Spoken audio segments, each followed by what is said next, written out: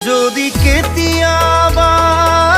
পৰিলে মনত মোৰ আবেলি নদীৰ পাৰত আকাশৰ তৰাৰ মাজত আৰু বিচাৰি পাবা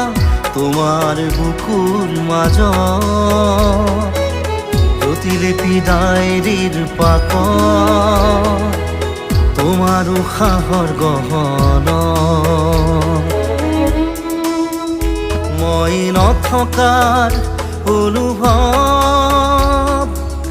যিদিনা হ'ব তোমাৰ সিদিনা অশ্ৰু নিগৰিবনে